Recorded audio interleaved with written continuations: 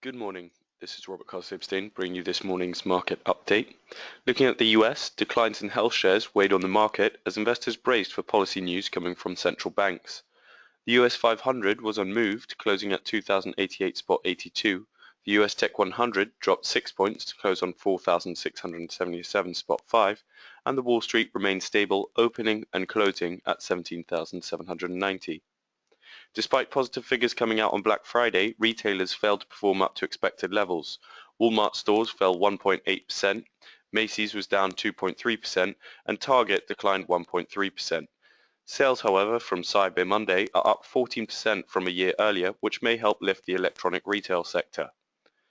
In commodities, gold rallied up from its 5-year low, adding $7 to close on $1,064.1. Brent crude, however, dropped 39 cents to close on $44.49 a barrel. Hedge funds are betting this week's OPEC meeting will deliver another bearish blow to crude.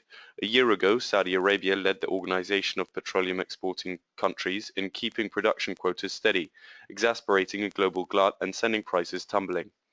Analysts surveyed by Bloomberg expect a repeat this year when the group meets on December 4th in Vienna. Iran has already said it will announce plans during the meeting to expand its output. Money managers' net long positions in West Texas Intermediate crude fell 20% in the week ended November 24th, the biggest drop since July. The group's effort to defend its market share is slowly paying off. Shell drillers have idled rigs and cut spending by $40 billion in the first 9 months for this year. The country's production has remained flat in 2015 after 3 consecutive years of adding 1 million barrels a day. Moving to Europe, the Germany 30 added 116 points to close on 11,391.7, while in the UK, falls in BHP Billington and Aberdeen Asset Management kept the UK 100 lagging behind, adding a total of 11 points to close on 6,368.2. Despite a slow performance yesterday, shares in British lenders rose today after results of a Bank of England stress test showed all the banks it tested had passed.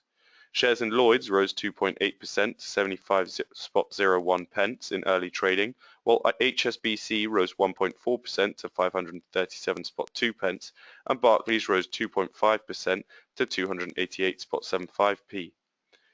RBS and Standard Chartered, which were both flagged for capital inadequacies, rose 2.2% to 309.1 pence and 1.9% to 567.7 pence, respectively. However, there may be trouble ahead. The stress test suggests banks may face higher capital reserve requirements, and the Bank of England hinted it may raise the so-called counter-cyclical buffer from its current rate of 0%. While the FPC will not announce a jump to 1% straight away, it can raise the buffer in 0.25% increments. An increase to that level would equate to about £10 billion of capital across the whole UK banking system. When it moves, it will be the first time the Bank of England has taken such action. In today's corporate news, in its pre-close trading update, Merlin Entertainment said business during the 47 weeks to 21st of November was in line with expectations, and Croda International has announced its £109 million acquisition of seed enhancement company Incotec Group. The transaction is expected to complete in the next few days. Today's economic data in focus: at 9 a.m. the UK Bank of England Governor Mark Carney will give a speech, as well as the Eurozone manufacturing PMI being released, and at 9:30 the UK manufacturing PMI will be released, as well as the Eurozone unemployment rate. That's all for this morning's market update. Thank you and goodbye.